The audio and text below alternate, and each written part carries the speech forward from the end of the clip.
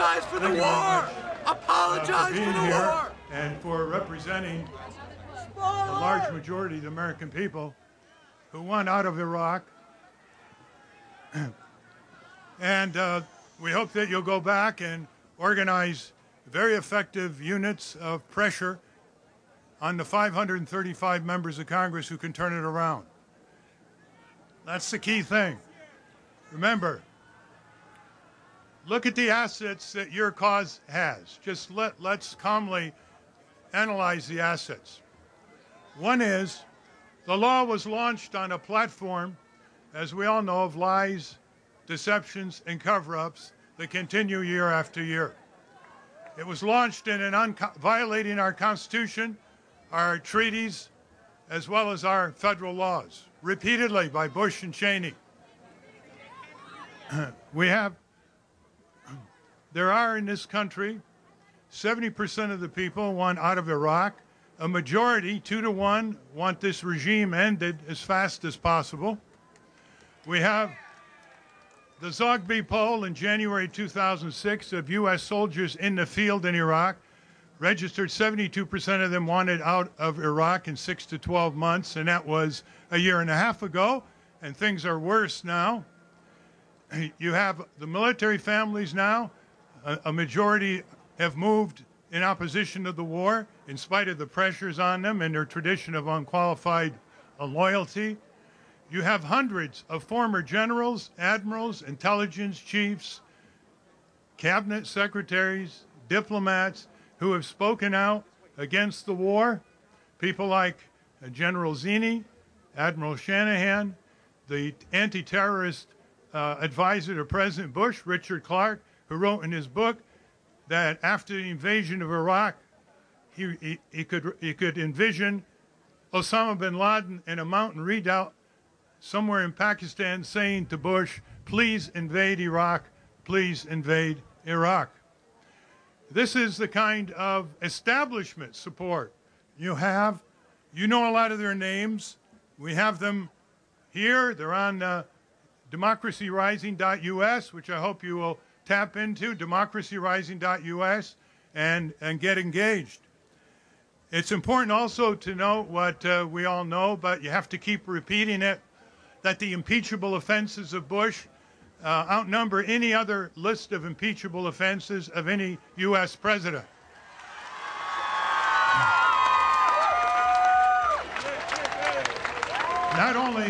Not only did he and Cheney violate their oath of office to uphold the Constitution and the laws of the land, but they proceeded to impose a practice of torture, to arrest thousands of Americans without charges and throwing them in prisons without lawyers. They took power illegally from our courts and from our Congress. They spied on millions of Americans randomly without judicial approval. How many more impeachable offenses do those spineless, gutless, hapless Democrats need in the Congress?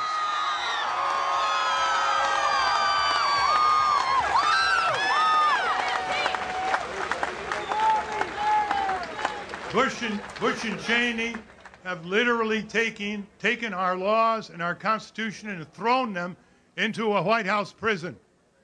There has never been a situation in our country where the chief executives of the executive branch have so damaged the fabric of separation of powers, which is a form of accountability, have so stripped the American people with their dragnet, suspect anyone enforcement process, very sloppy to enforce the law that way, violating their civil rights and civil liberties, have distracted attention from enormous necessities here at home by spending on their way to $1 trillion, blowing Iraq apart. Already 700,000 Iraqis have died. Thousands of Americans have died. 70,000 or more Americans have been injured. Bush and Cheney are lowballing those figures. Don't believe the 27,000 figure of injury. And remember another thing that's really important here is if you don't feel you have the power to change Congress around, it won't be changed. Back home is where it counts, to increase the number of people so that the Democrats who didn't stop Bush, they even won an election in 2000, and they couldn't make it stick. It was stolen from them. They won it in 2004. It was stolen from them. And so now at least they can stop the war. They can stop the war because they control the funding mechanism. They control the hearing mechanism. They control the impeachment mechanism. They don't even want to demand that Bush Cheney resign the way Nixon and Agnew did. They don't even want to support Senator Feingold's resolution to censor this criminogenic regime of Bush and Cheney. A few days ago, Senator John Warner at the Senate hearing with General Petraeus asked a very fundamental question. He asked the general, is this war in Iraq making America safer? And the general replied, quote, I don't know, actually, end quote. But it's making the oil companies richer. It's making the corporations more profiteering. It's making our domination of the Middle East more likely to boomerang against our national security, isn't it?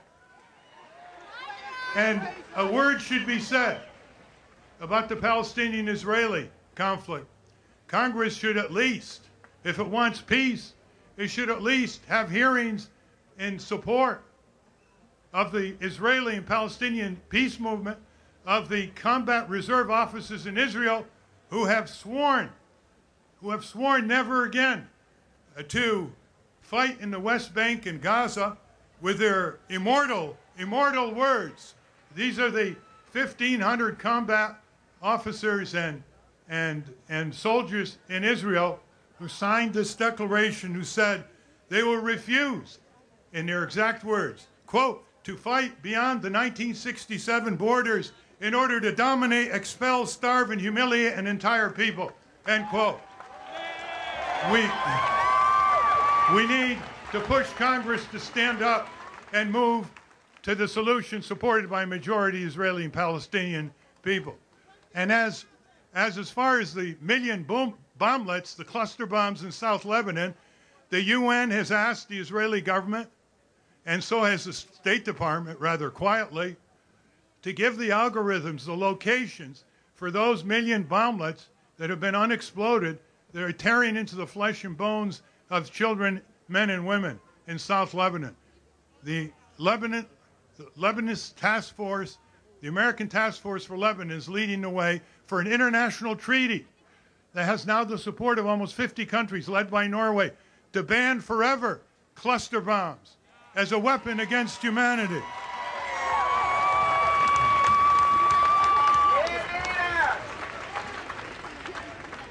It all comes down to the following, folks. There are 535 members of Congress. Some of them are on your side. Some of them would love to be on your side. Some of them need you to give them spine and conscience and guts and a sense of urgency back home. They know the Poles are against the war. They know soldiers are against the war, majority of them. They know all of this. But they want that intensity by the voters back home. Surround their congressional offices with peaceful protests. Organize little clusters in your neighborhood and community, focusing on 535 members of Congress who put their shoes on every day the way we do.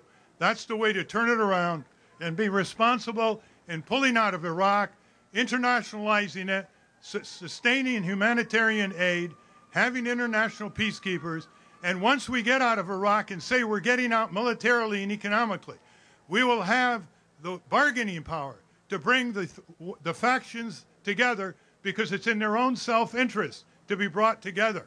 And the insurgency's foundation would drop away once we declare we're getting out of Iraq militarily, economically, including the bases and the control over the oil. Go back and multiply yourself and get support, get funding and resources for the anti-war groups and the peace groups. They need it. The more they have it, the more people they can enlist full-time, the more they can put organizers in every congressional district. And if you want more information that is on the cutting edge of mobilizing that focus on Congress, log in to democracyrising.us. Onward, adelante.